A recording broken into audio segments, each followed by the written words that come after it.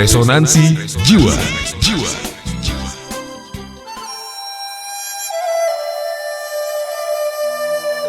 Kesalahan yang harus dibayar mahal.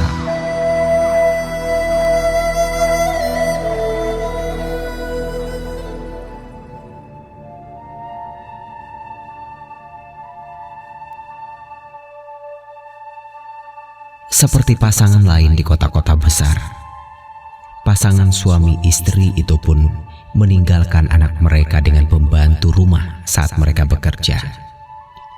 Anak tunggal keluarga itu seorang perempuan berusia 3,5 tahun. Dia lebih sering bermain dengan dunianya sendiri, diabaikan pembantu yang juga sibuk membersihkan rumah, bermain ayunan, memetik bunga, atau mengejar capung di halaman luas rumahnya dengan pagar yang selalu terkunci. Hingga suatu hari, dia melihat sebatang paku yang berkarat. Karena tertarik, dia pun mencoret lantai garasi. Tapi karena lantainya terbuat dari marmer, coretannya tidak kelihatan. Tanpa putus asa, coretan itu pun ia pindahkan ke mobil ayahnya yang baru datang sebulan lalu. Mobil mewah berwarna hitam. Coretannya pun tampak jelas. Dan itu tentu saja membuat ia gembira, sehingga dengan tanpa lelah dia tarik lagi garis demi garis, sehingga garis putih terpapar sepanjang mobil itu. Papa dan Mama pasti akan senang melihat gambar yang Tita bikin, pikir dalam otak kecilnya. Setelah penuh coretan sisi sebelah kanan, dia kemudian beralih ke sebelah kiri mobil. Dia gambar lagi wajah ibu dan ayahnya. Gambarnya sendiri, lukisan ayam, kucing, dan entah apa lagi, sesuai dengan imajinasinya. Kejadian itu berlangsung tanpa disadari oleh si pembantu rumah tangga. Ketika menjelang sore, orang tua Tita pulang dari bekerja dan terkejut melihat mobil yang baru dibeli dengan kredit itu penuh dengan goresan. "Aduh gila, kerjaan siapa ini?" jeritnya keras. Pembantu rumah yang tersentak dengan jeritan itu berlari keluar. Wajahnya merah padam ketakutan saat melihat wajah tuannya. Sekali lagi dia mendengar pertanyaan itu dengan gugup dan menunduk. Ia menjawab, "Saya tidak tahu, Pak." "Tidak tahu? Kamu di rumah ini sepanjang hari. Apa saja yang kamu lakukan?" hardik majikannya yang wanita. Si anak yang mendengar suara ayahnya tiba-tiba berlari keluar dari kamarnya. Dengan penuh manja dia berkata, "Papa, Tita yang membuatnya, Papa. Cantik kan?" katanya sambil memeluk papanya. Ia ingin memanja seperti biasa. Si ayah yang hilang kesabaran mengambil sebatang ranting kecil dari pohon bunga yang ada di depan rumah, lalu memukulnya berkali-kali ke telapak tangan anaknya. Si anak yang tidak mengerti apa-apa itu melolong kesakitan dan ketakutan. Si ibu cuma diam, seolah merestui dan merasa puas dengan hukuman itu. Pembantu rumah terbengong, tidak tahu harus berbuat apa.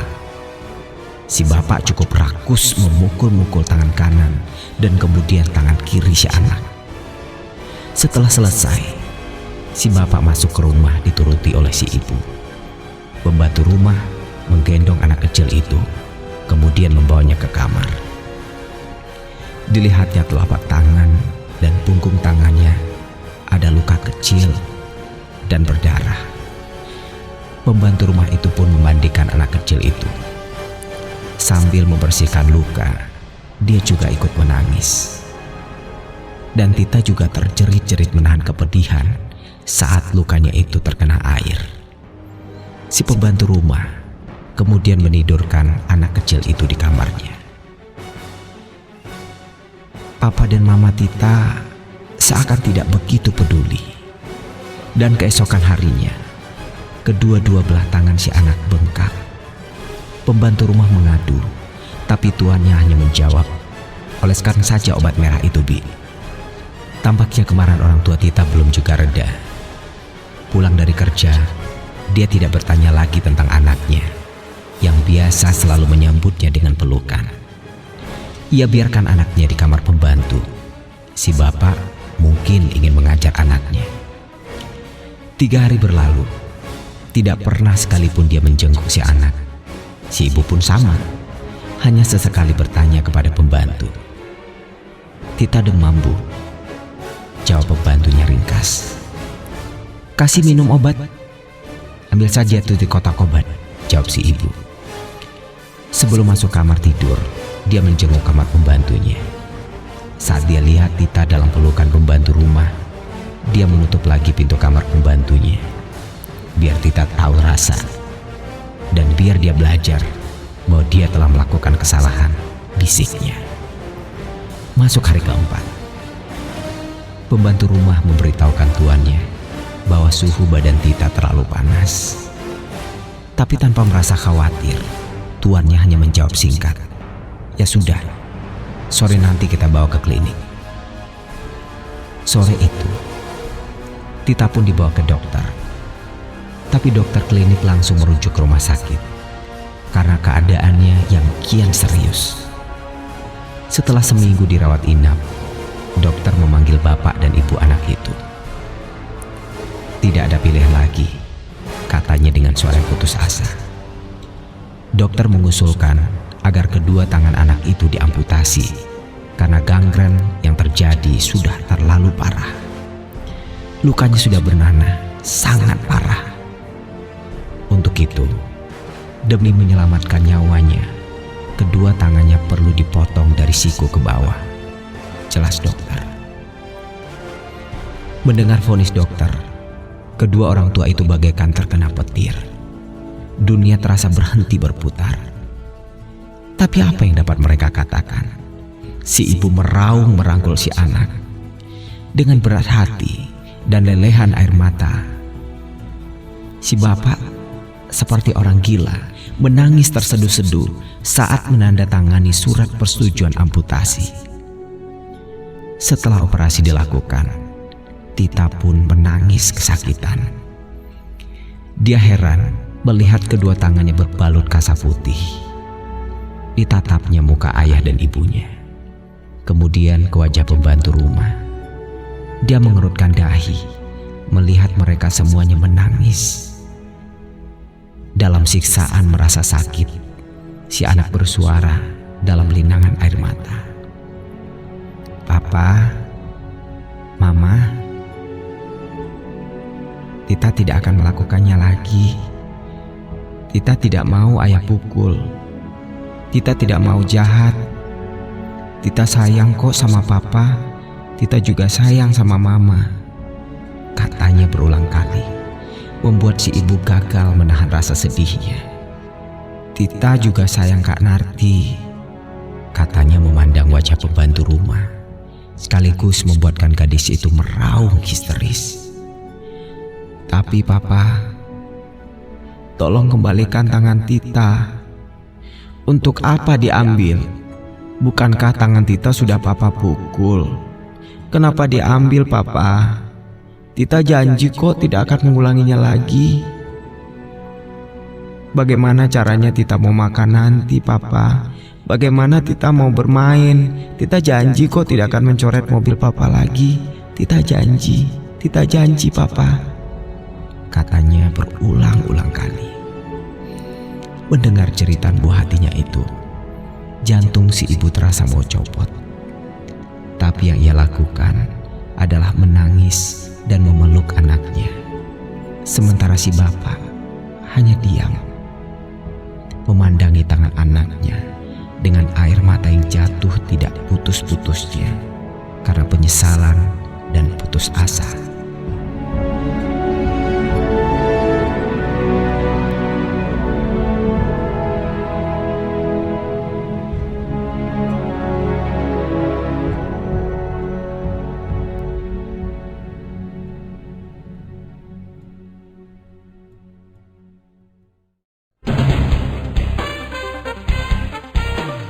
Resonansi Jiwa.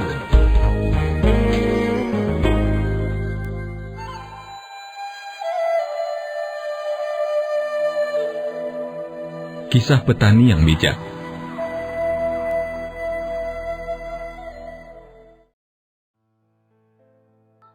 Suatu waktu, seorang wartawan mewawancarai seorang petani untuk mengetahui rahasia di balik buah jagungnya yang selama bertahun-tahun selalu berhasil memenangkan kontes perlombaan hasil pertanian. Petani itu mengaku ia sama sekali tidak mempunyai rahasia khusus, karena ia selalu membagi-bagikan bibit jagung terbaiknya pada tetangga-tetangga di sekitar perkebunannya. Mengapa Anda membagi-bagikan bibit jagung terbaik itu pada tetangga-tetangga Anda? Bukankah mereka mengikuti kontes ini juga setiap tahunnya? Tanya sang wartawan. Tahukah Anda bahwa angin menerbangkan serbuk sari dari bunga-bunga yang masak dan menebarkannya dari satu ladang ke ladang yang lain? Bila tanaman jagung tetangga saya buruk, maka serbuk sari yang ditebarkan ke ladang saya juga akan buruk. Ini tentu menurunkan kualitas jagung saya.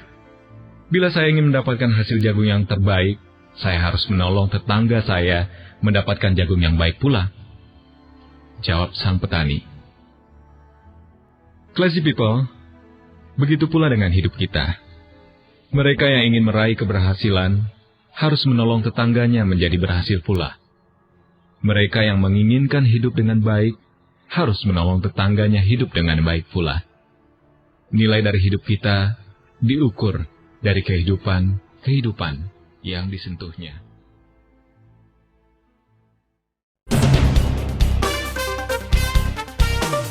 Resonansi Jiwa.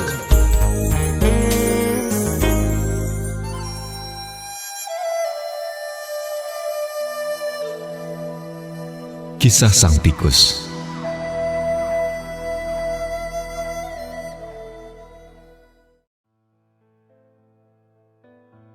Suatu hari, seekor tikus sedang mengintip di balik celah tembok untuk mengamati sang petani dan istrinya saat membuka sebuah bungkusan. Mungkin di dalam bungkusan itu ada makanan, pikirnya. Tapi ia terkejut sekali karena bungkusan itu berisi perangkap tikus. Lalu tikus itu pun berlari ke ladang pertanian dan mencoba mencari pertolongan pada hewan-hewan yang ada di sana. Sang ayam dengan tenang dan sambil tetap menggaruki tanah berkata, "Maafkan aku, Pak Tikus. Aku tahu ini memang masalah besar bagimu.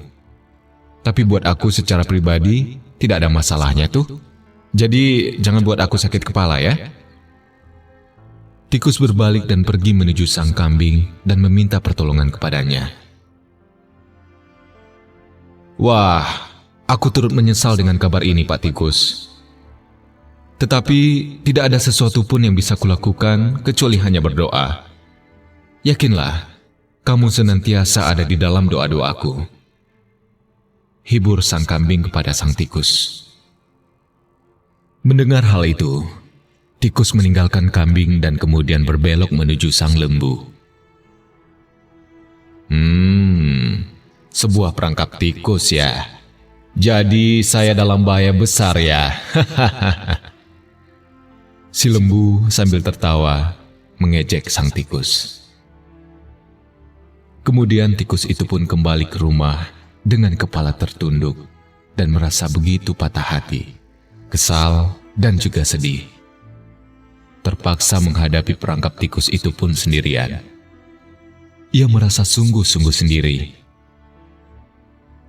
Malam pun tiba dan terdengar suara bergema di seluruh rumah, seperti bunyi perangkap tikus yang berjaya menangkap mangsanya. Istri petani pun berlari melihat apa yang berhasil ditangkap oleh perangkap tikus tadi. Di dalam kegelapan itu, ia tidak bisa melihat bahwa yang terjebak itu adalah seekor ular berbisa. Dan ular itu pun sempat mematuk tangan istri petani. Tubuh si istri petani itu pun menggigil dan demam. Dan sudah menjadi kebiasaan, setiap orang yang sakit demam, obatnya adalah sup ayam segar yang hangat. Dan tanpa pikir panjang lagi, si petani itu pun mengasah pisaunya, pergi ke kandang mencari ayam untuk bahan supnya. Tapi bisa ular itu sungguh berbahaya. Si istri petani pun tak langsung sembuh. Akhirnya, banyak tetangga yang datang membesuk ke rumahnya. Otomatis, ia pun harus menyiapkan makanan, dan terpaksa kambing yang ada di kandang pun dijadikan sajian untuk makanan. Namun, lagi-lagi itu pun tak cukup. Bisa ular itu tetap tidak dapat ditaklukkan. Si istri akhirnya meninggal dunia, dan berpuluh-puluh orang datang untuk mengurus pemakaman, juga selamatan. Tak ada cara lain. Lembu yang ada di kandang pun dijadikan penganan untuk puluhan pelayat dan peserta selamatan. Classy people, dari cerita sederhana ini, kita bisa ambil pelajaran bahwa jika kita mendengar ada seseorang yang menghadapi masalah, jangan berpikir itu tidak ada kaitannya dengan kita. Ingatlah bahwa apabila ada perangkap tikus di dalam rumah, semestinya seluruh ladang pertanian juga ikut menanggung resikonya.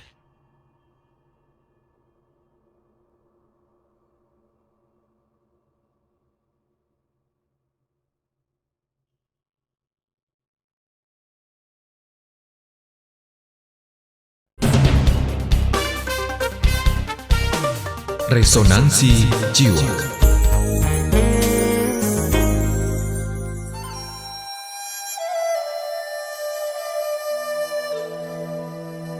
Kisah seekor belalang.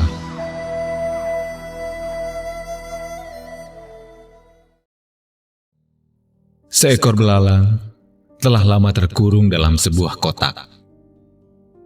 Suatu hari, ia berhasil keluar dari kotak yang mengurungnya tersebut. Dengan gembira, ia melompat-lompat, menikmati kebebasannya. Di perjalanan, ia bertemu dengan seekor belalang yang lain. Namun, ia keheranan. Mengapa belalang itu bisa melompat lebih tinggi dan lebih jauh darinya? Dengan penasaran, ia menghampiri belalang tersebut dan bertanya, "Hei, mengapa kau bisa melompat lebih tinggi dan lebih jauh? Padahal kita tidak jauh berbeda dari usia ataupun bentuk tubuh." Belalang itu pun menjawabnya dengan pertanyaan, "Selama ini kamu tinggal di mana? Karena semua belalang yang hidup di alam bebas pasti bisa melakukan seperti yang aku lakukan." Saat itu, si belalang baru tersadar bahwa selama ini kotak itulah yang membuat lompatannya tidak jauh dan setinggi belalang yang lain yang hidup di alam bebas. Classy people, kadang-kadang kita sebagai manusia tanpa sadar pernah juga mengalami hal yang sama dengan belalang tadi.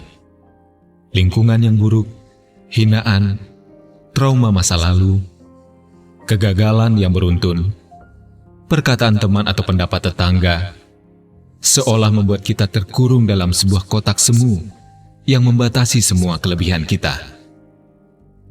Lebih sering kita mempercayai mentah-mentah apapun yang mereka voniskan kepada kita, tanpa pernah berpikir, benarkah apa yang mereka katakan? Bahkan lebih buruk lagi, kita lebih memilih mempercayai mereka daripada mempercayai diri sendiri. Tidakkah Anda pernah mempertanyakan kepada nurani Anda bahwa Anda bisa melompat lebih tinggi dan lebih jauh kalau Anda mau menyingkirkan kotak tersebut? Tidakkah Anda ingin membebaskan diri Anda untuk bisa mencapai sesuatu yang selama ini Anda anggap di luar batas kemampuan Anda? Sangat beruntung, sebagai manusia, kita dibekali Tuhan kemampuan untuk berjuang. Tidak hanya menyerah begitu saja pada apa yang kita alami. Karena itu, teruslah berusaha mencapai apapun yang Anda ingin capai. memang sakit, lelah. Tapi bila Anda sudah sampai di puncak, semua pengorbanan itu pasti akan terbayar. Kehidupan Anda akan lebih baik kalau hidup dengan cara hidup pilihan Anda, bukan cara hidup seperti yang mereka pilihkan untuk Anda.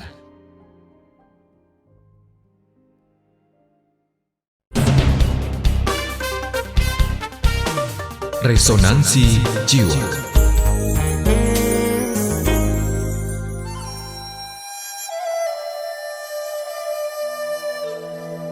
Kita hanya butuh tempat yang kecil.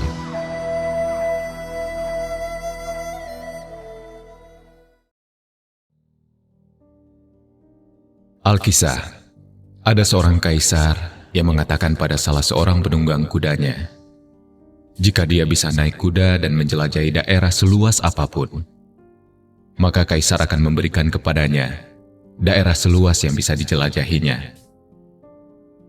Mendengar hal itu, kontan saja si penunggang kuda itu langsung melompat ke punggung kudanya dan melesat secepat mungkin untuk menjelajahi dataran seluas-luasnya.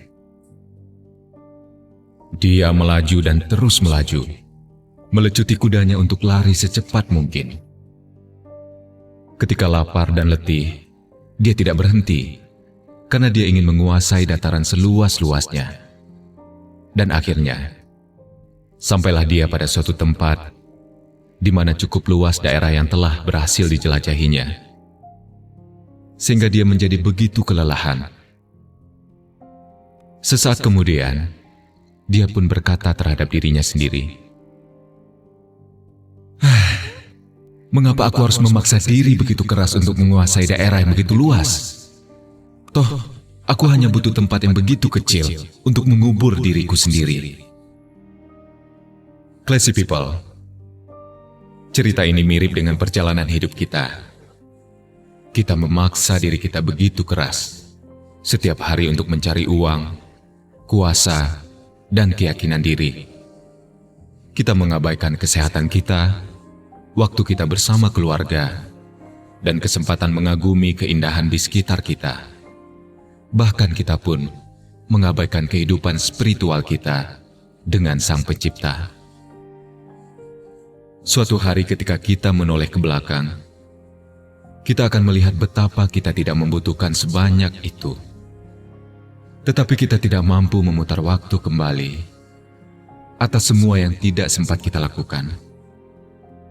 Untuk itu, sempatkanlah untuk memikirkan sejenak apa yang akan kita lakukan besok hari apabila kematian menjemput kita. Memang suatu hal yang menyenangkan sekaligus menyeramkan jika kita bisa mengetahui kapan kita akan mati. Tapi itulah hidup. Kita tidak bisa tahu dan tidak akan pernah tahu. Jadi, jalanilah hidup yang seimbang. Belajar menghormati dan menikmati kehidupan. Dan yang terutama, kita harus mengetahui apa yang terpenting dalam hidup kita.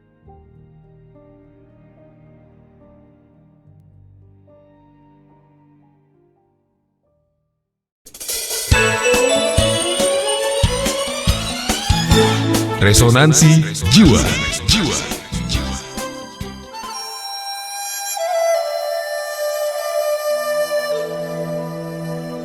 Komentator.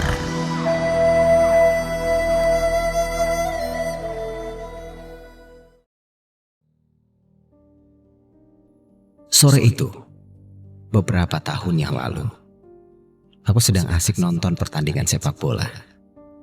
Ya, saat itu adalah babak final. Dan tentu saja pertandingan yang sangat seru. Sampai pada suatu adegan di mana seorang penyerang mendapat umpan dari teman satu timnya.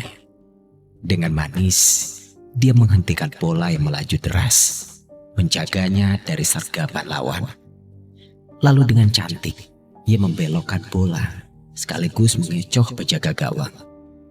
Ia hanya berhadapan dengan gawang sekitar 12 kali 2,25 meter yang kosong melompong setelah ditinggal oleh tuannya. Penonton yang dari tadi antusias sudah bersorak, "Gol!" Serempak mereka berkata gol terus-menerus. Waktu seakan berhenti sejenak. Penyerang itu menendangnya. Duk! Jantungku berdetak lebih keras saat menyadari tendangannya hanya melambung tipis. Secara spontan dan kesal, aku pun berteriak, dasar goblok! Masa begitu saja tidak gol?" Papaku yang mendengar hanya tersenyum. Ia berkata, "Kamu bisa berkata seperti itu karena kamu tidak merasakan apa yang penyerang itu rasakan. Kamu tidak melihat apa yang ia lihat, dan kamu juga tidak mendengar apa yang ia dengar. Mungkin saja gawang begitu besar, yang kamu lihat hanya sebesar rumah semut di matanya. Mungkin saja suara pendukungnya terdengar seperti dentingan jarum jatuh saat kau sedang tenggelam dalam keseriusanmu. Dan sesungguhnya, kita tidak berhak mengadili atau menghakimi sesuatu apabila kita tidak terlibat di dalamnya, karena kita tidak tahu apa yang dirasakan oleh para pemain." Saat jeda pertandingan, komentator ramai menjelaskan analisanya tentang bagaimana gol itu tidak jadi lahir. Rata-rata komentar mereka terdengar lebih pintar daripada sang pemain, atau bahkan dari sang pelatih sekalipun. Papaku berkata begitu. Komentar apapun sebenarnya tidak akan berubah hasil pertandingan, karena komentator itu tidak terlibat di dalamnya. Ia tidak akan merasakan suasana pertandingan yang sesungguhnya. Lagi pula anakku, apa pemain mendengarkan komentarnya? Selagi para komentator ini mengobrol suaranya di sini, pemain mendengarkan instruksi pelatihnya. Yang dapat merubah hasil pertandingan ya hanya para pemain, bukan orang lain. Classy people, cerita ini mungkin sering kali Anda alami, apalagi bagi Anda pecinta bola. Tapi ada satu hikmah yang cukup mendalam yang bisa kita ambil dalam perjalanan hidup ini, yaitu bagaimana kita tidak mudah menyalahkan orang lain atau mencari kesalahan orang lain ketika ia berbuat sesuatu. Karena toh kita tidak mengalaminya dan kita tidak tahu pasti karena memang kita tidak merasakannya secara langsung.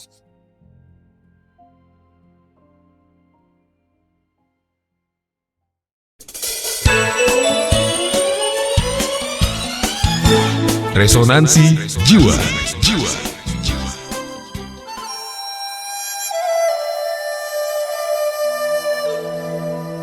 Kupu-kupu.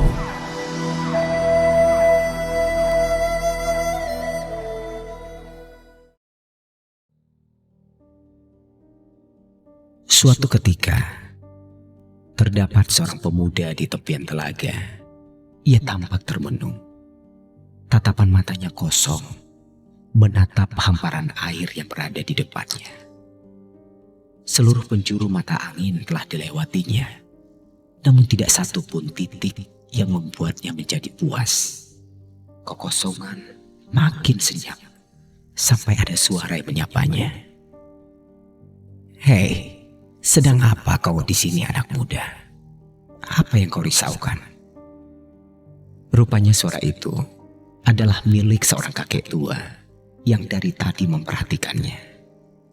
Mendengar sapaan itu, anak muda itu menoleh ke samping. "Aku lelah, Pak Tua. Rasanya telah berkilo-kilo jarak yang sudah kutempuh untuk mencari kebahagiaan. Namun tidak juga kutemukan rasa itu dalam diriku. Aku telah berlari melewati gunung dan lembah, tapi tidak ada tanda kebahagiaan yang hadir dalam diriku. Kemana? Kemana aku harus mencarinya? Dan kapan aku bisa menemukan rasa itu?" Kakek tua itu pun duduk semakin dekat, mendengarkan dengan penuh perhatian. Dipandangnya wajah lelah di depannya. Lalu ia mulai bicara.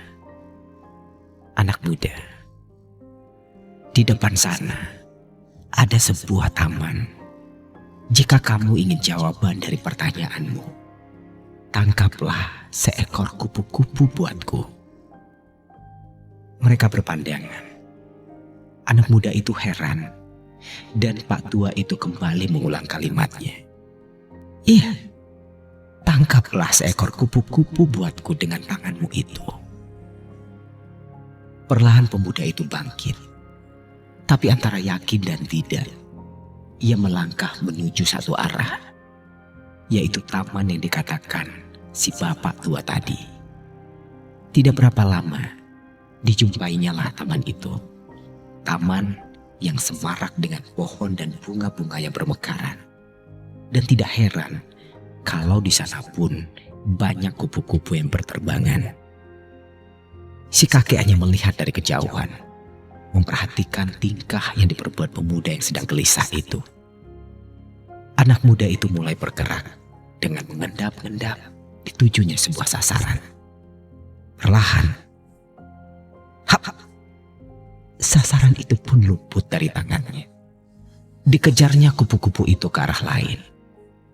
Ia tidak mau kehilangan buruannya. Tapi lagi-lagi ia gagal dan gagal lagi. Ia mulai berlari tak beraturan. Kejarnya terus ke sana sini. Ditabraknya rerumputan dan tanaman untuk mendapatkan kupu-kupu itu. Diterobosnya semak dan perdu di sana. Gerakannya pun semakin liar. Adegan itu terus berlangsung. Namun belum ada satu kupu-kupu pun yang didapatnya. Sang pemuda mulai kelelahan. Nafasnya memburu, dadanya bergerak naik turun dengan cepat. Sampai akhirnya ada teriakan. Hentikan dulu anak muda, istirahatlah di sini sebentar. Tampak sang kakek berjalan perlahan. Tapi ada sekumpulan kupu-kupu yang berterbangan di sisi kanan kiri kakek itu. Mereka terbang berkeliling. Sesekali hinggap di tubuh tua itu. Begitukah caramu mengejar kebahagiaan? Berlari dan menerjang, menabrak, tidak tentu arah, bahkan menerobos tanpa peduli apa yang kamu rusak. Sang kakek menatap pemuda itu. Nah, mencari kebahagiaan itu seperti menangkap kupu-kupu. Semakin kau terjang, maka semakin ia akan menghindar. Semakin kau buru, maka semakin pula ia pergi darimu. Tangkaplah kupu-kupu itu dalam hatimu. Karena kebahagiaan itu bukan benda yang dapat kau genggam atau sesuatu yang dapat kau simpan. Carilah kebahagiaan itu dalam hatimu. Telusuri rasa itu dalam kalbumu. Maka ia tidak akan lari kemana-mana. Bahkan tanpa kau sadari, kebahagiaan itu sering datang pada dirimu. Kakek tua itu mengangkat tangannya. Dan tiba-tiba tampak seekor kupu-kupu yang hinggap di ujung jarinya. Terlihat kepak-kepak sayap kupu-kupu itu memancarkan keindahan ciptaan Tuhan. Pesonanya begitu mengagumkan. Kelopak sayap yang mengalunkan perlahan, layaknya kebahagiaan yang hadir dalam hati. Warnanya begitu indah, seindah kebahagiaan bagi mereka yang mampu menyelaminya.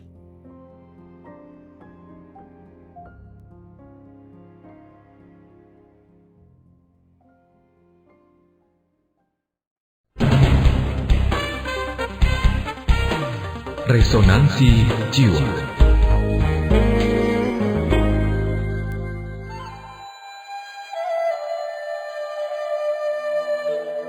Kura-kura dan kalajengking.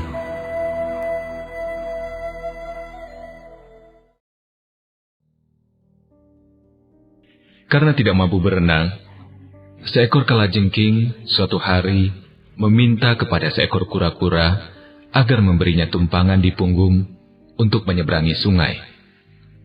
"Apa kamu gila?" teriak kura-kura itu. "Kamu akan menyengatku pada saat aku berenang, dan tentu saja aku akan tenggelam."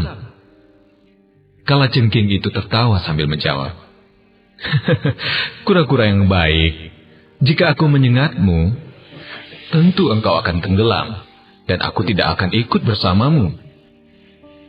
Kalau begitu, apa gunanya Tenanglah, aku tidak akan menyengatmu, karena ini berarti kematianku juga, kan? Untuk beberapa saat, kura-kura itu berpikir tentang logika dari jawaban si kalajengking. Akhirnya ia berkata, kamu benar. Baik, naiklah ke punggungku. Akhirnya kalajengking itu naik ke punggung kura-kura tadi. Namun baru setengah jalan, ia menyengat kura-kura itu dengan sengit. Sementara, kura-kura mulai tenggelam perlahan-lahan menuju dasar sungai dengan kalajengking di atas punggungnya. Ia mengerang dengan pedih. Kalajengking, kamu sudah berjanji tidak menyengatku. Tapi sekarang kenapa kamu lakukan itu? Lihat, sekarang kita sama-sama akan celaka. Kalajengking yang tenggelam itu pun menjawab dengan sedih. Kura-kura, aku juga tidak dapat menahan diri, karena itu sudah merupakan tabiatku untuk menyengat. Classy people, dari cerita ini, mungkin kita dapat mengambil pelajaran. Pelajarilah karakter seseorang sebelum menjadikannya sebagai teman. Peran yang dia mainkan akan mempengaruhi kehidupan kita. Kawan bagaikan tombol lift, dapat membawa kita naik atau sebaliknya.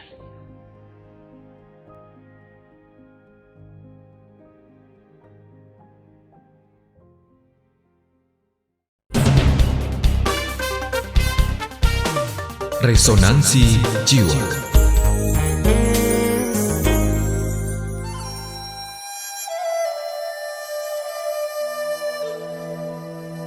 Lukisan kedamaian.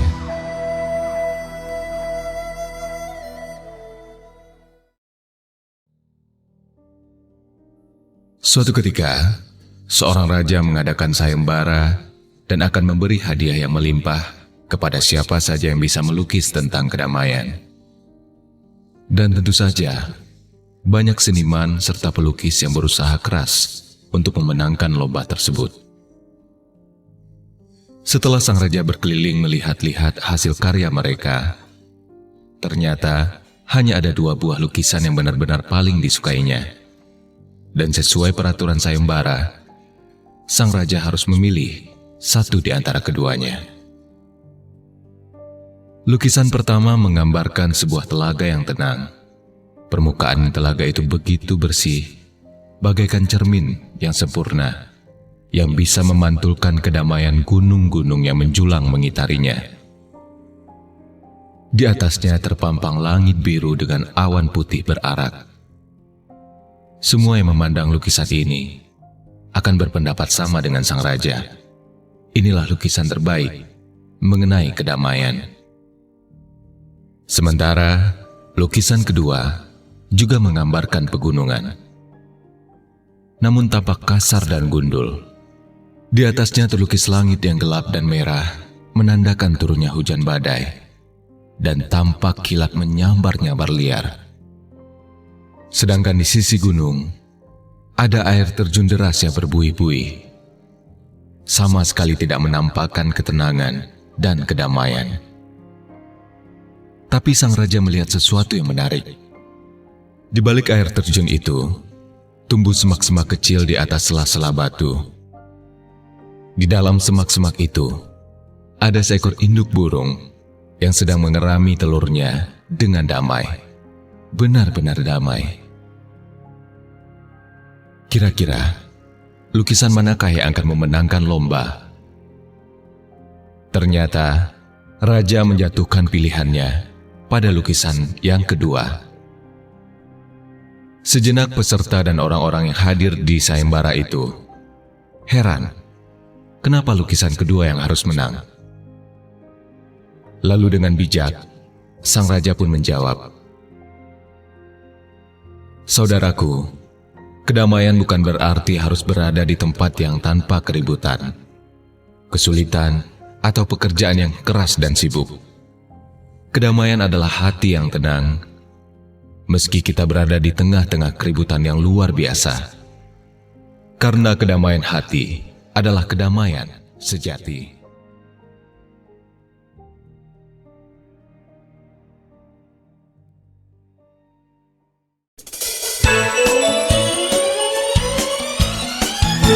Resonansi Jiwa.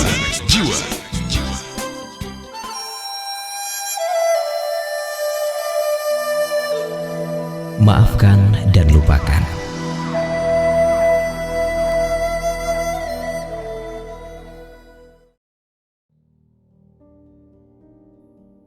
Ini sebuah kisah tentang dua orang sahabat karib yang sedang berjalan melintasi gurun pasir. Di tengah perjalanan, mereka bertengkar, dan salah seorang menampar temannya yang lain. Sahabat yang kena tampar merasa sakit hati, tapi dengan tanpa kata-kata, ia menulis di atas pasir, "Hari ini, sahabat terbaikku menampar pipiku." Mereka terus saja berjalan, sampai menemukan sebuah oasis, dan mereka pun memutuskan untuk mandi.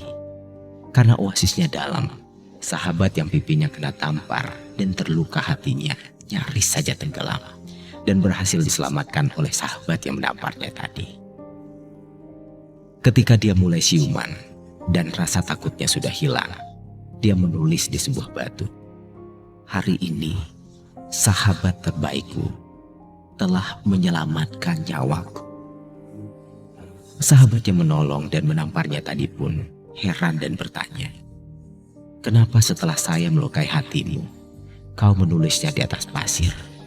Dan sekarang kamu menulis di atas batu ketika saya berbuat kebaikan padamu?" Sambil tersenyum, temannya tadi menjawab, "Ketika seorang sahabat melukai kita harus menulisnya di atas pasir, agar angin maaf datang berhembus dan menghapus tulisan tersebut tanpa jejak. Tapi bila sesuatu yang luar biasa terjadi, kita harus memahatnya di atas batu hati kita, agar tidak pernah hilang dan tidak akan pernah tertiup angin sekalipun." Classy people, dalam hidup ini memang seringkali timbul beda pendapat dan konflik karena sudut pandang yang berbeda tadi. Karena itu, mengapa kita tidak coba untuk saling memaafkan dan melupakan setiap persoalan yang terjadi? Belajarlah menulis setiap kesalahan yang terjadi di atas pasir. Tapi yang penting kita harus belajar menuliskan setiap kebajikan di atas batu.